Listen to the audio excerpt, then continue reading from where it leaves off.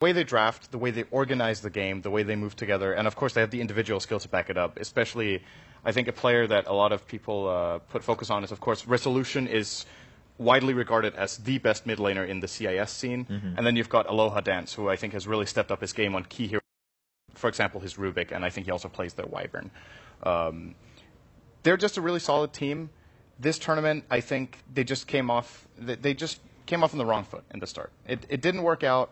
And now it's all about the mentality, about whether they can pull it back. Because I don't have a single doubt in my mind that if they're playing 100%, they are a top contender in this group. Like, they could easily have finished top 2. I think that might be completely out of reach now, or at least like exceptionally difficult. They need to win the remaining games, and other teams need to lose and whatnot. But at this point, they should definitely be fighting, of course, for the winner bracket. Maybe the meta has taken them a bit by surprise. What picks are priorities here? But I honestly just feel like all the really top picks are great for them. It's maybe about how they play against them, because they are a very aggressive team. They're very team fight oriented, and you just look at the picks that get picked in this tournament. I mean, it's right down Empire's alley. When this patch came around, everybody said, everybody had to learn how to adapt to the patch. Well, Empire was already before the patch playing the same style, so that's why they started dominating at first, right? Because they already played the style that the patch favored, and I feel like just all the other teams kind of caught up on it, and now having more experience, they still play the same, yet everybody else has kind of surpassed them, or at least that's what it feels like this tournament. But if you would ask me indeed before the tournament, I would have also given Empire quite a high ranking. This tournament, I'm not sure what's thrown them off their game, but definitely something is. Although they should be more familiar with EG, I think, in terms of opponents. So if they're going to win a 2-0 series, I think this could be it. All right. What about you, Ben? I mean, how are you looking at Empire right now? Again, rough start, but how much do we look into that? It's tough just because it's like randomly one person just has an off game. Like Resolution on a Storm Spirit, we thought he made some dubious plays throughout, and it just always seems like they're not clicking. Like the Wisp Tiny game, they just didn't really play that well around their team. They're like always as a unit as like 2 and 3 as opposed to a unit of 5, which I kind of knew them for a few months ago. I think this matchup versus EG is actually going to be really tough. I would be surprised if they took one game off, unfortunately, just with the way that Empire has been playing throughout. But I have high hopes for them. They've traditionally matched up very well versus them. I just think they need to go back to the 5-man, maybe even like eHome's style of play that we saw in the last game. Just very tight teamwork and chemistry without any weaklings. And the more they split up, the weaker they get. All right. And also for Empire, I mean, on our team sheet, we were talking about kind of the niche pick as that off-lane Sand King. Do you think that's going to be possibly up to contention? Because we did see it just come out for EG in the previous match. I don't think it's anything that EG is going to be surprised by. If anything, they'll either see it coming and ban it if they don't want to face it, or they'll be prepared for it because, I mean, not only do they know it's their niche pick as well, but they also play it themselves, so they're kind of more aware of it in that case. I think it won't be a surprise, I think, for them if it comes. But I would agree, though. It is pretty likely that this gets picked at least in one of the two games. But they play them very differently. That's the important thing to keep in mind, is that when EG pick it, it's rarely for Universe. They did do it this game in this series, though, but most of the time they put it on AUI when they feel like they can go a little bit more greedy with their lanes. When PPD identifies, okay, the enemy team is not very likely to challenge us on our safe lane, we can put Sand King in the jungle maybe 2/3 of the first 10 minutes, get a fast Blink Dagger, and then AUI goes to work. That's how they usually play it. For Empire, 9 out of 10 times it's Yoku in the offlane, and he is incredible with this Sand King and Shaker types of heroes, like massive teamfight impact. So I would definitely look for him to get either his Sand King or Shaker, and then, like Ben said, build the whole lineup around this kind of, I wouldn't say wombo combo teamfight, because it's not that good and EG will dodge them, but have like a good mix of heroes that can force the fights to happen, and then the heroes that make sure they happen on your terms. So overall, what I'm gathering is, in the end, for Empire, it still seems to rely more on the execution part again than more so than draft. Yes. For instance, like Hot Six definitely struggling a little bit with their drafting and maybe having to expand. But Empire, in game, that's where they need to focus. Again, gather just together as 5. And, Ben, you mentioned this in the very first day when we saw them. They looked super defeated after their game, contrary to most other teams where they were like, oh, it's a best of 2, it's group stage. They seem to be talking about, all right, where can we fix it? Where do we want to improve? But Empire, we didn't see much communication on day one, whether it was a win or a loss. Yeah, morale did not seem very good for their team. It was probably not unlucky of them for them to draw Vici in the first round. I think if they had faced a weaker opponent and gone 2-0 in that first match, things would be a lot different. They seem to, I don't want to say emotional team, but just streaky in general. I think one particular player that hasn't delivered like he normally has is Aloha Dance. Aloha Dance is one of the scarier roamers. I would even compare him to Sneeko on some aspects, especially with heroes like Rubik. I think he has very high impact on, and he just hasn't been a threat. I just never feel like the team that's playing against Empire is scared of really that much anything. They feel comfortable and in control the whole game. And Empire before is like the team that always throws you off. You don't know where Aloha Dance is going to be. Resolution is getting out of control. Yoki is going to make big plays here and there, and it just hasn't been very formidable. Could it be that maybe Aloha Dance, he's a very young player. He has, of course, been in multiple lands already. Could it be that here, maybe a different setting, all these people, slightly nerves getting to him?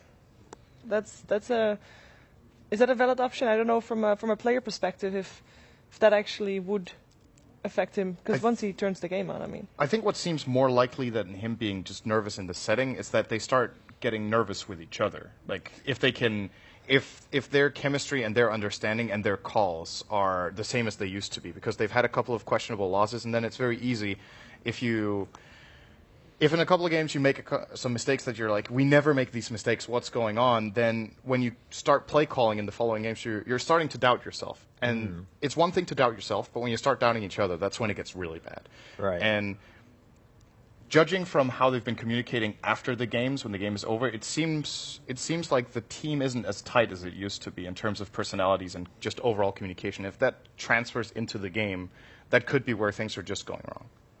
Okay.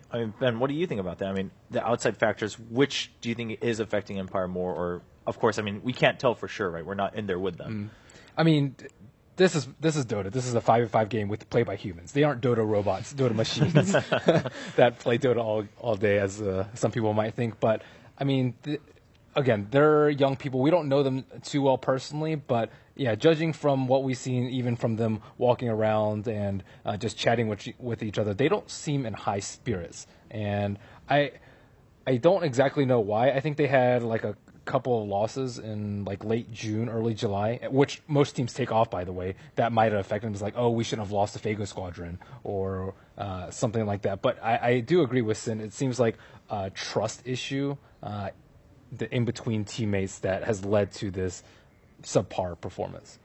All right. Well, game one about to start. And actually, as we talk, I find it very interesting because in whether it's sports or any competition, a lot of times when it comes to the top of the top, right, with the world championship for any topic, generally you'll always have, whether it's certain players or certain teams that come in saying like, oh, we're really happy we're here. We're just really happy we're here. Of course, we're going to do our best, but we're content that we qualified for whether it's TI or, the World Cup or something like that. But then here, when we look at those player stories or we hear from the players in interviews, they're like, we're aiming for top 8. We're aiming for the championship again.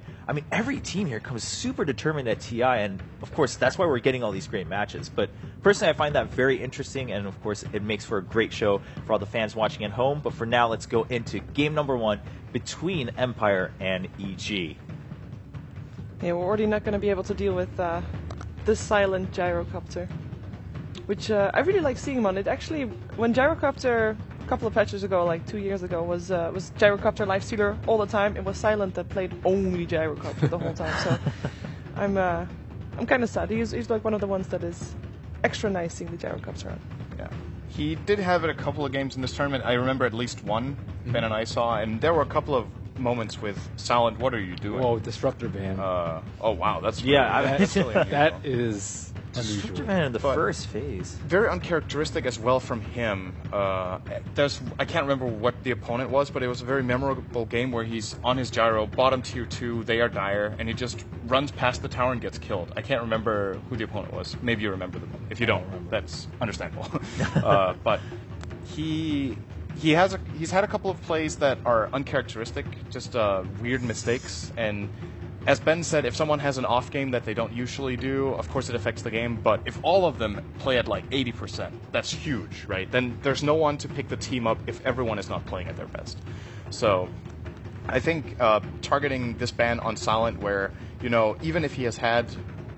overall, he's been pretty solid, right? But even if he's had a bad game on Gyro, it is still his best hero, so he can definitely rise to the occasion on this kind of hero. Disruptor, same story, one of the best supports for Team Empire to play around. And again, PPD done his homework. Yeah, it definitely sounds like it. And taking the Quap out of contention, so Empire, I mean, do we think there's definitely a clear priority here for Empire between the others, such as Tusk, Bounty Hunter, of course, Shadow Fiend's still open too. Undying still in the pool. Undying is also still in the pool. And if you wanna have them fight for five-man fight the whole time, then Undying might be a very good option for them to have. Earthshaker will be the first one though. Okay, Earthshaker seeing that. EG has banned Earthshaker quite a bit so far in TI5, even in the first phase, so Empire not wanting to take any chances there. They weren't super powerful with it the first day, though. I think we saw it twice in a row from their off lane, and it wasn't as scary as, let's say, Yao's. Again, Earthshaker is a hero that requires a lot of chemistry. Someone has to fall out with the Fissure or the Echo, and we saw that one big play by him, but other than that, like, their early game wasn't as dominant and as disruptive as an Earthshaker I would expect from them. Yeah. And taking the Shadow Fiend, one of the teams that still seems to be prioritizing that on the Radiant side. Did that stat on Sumail just say that he went 9-1-3 on Storm the last game? Yes. Or did I misread that? He did. That's no, the game did. they lost. Yes, that's the game they lost. He had one death in the game they lost with like 25 kills. And that was the one where I think he bought back and zipped back in. So that was just one death. So actually, when EG called GG, he hadn't even died in the base. They just realized the game was over. Yeah, they had lost 2 lanes back, so we're being pressured really hard. So. But that's very, very strange. Yeah. Or unusual, rather, not strange. There's the bounty, though, for AOI 2000. And I personally think this is a really good pick against Team Empire in general, because as we've talked about, they like playing this very fight-oriented style, which a lot of teams do.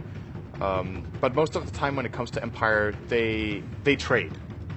They're not a team that I often see do like the perfect fight as such, but they generally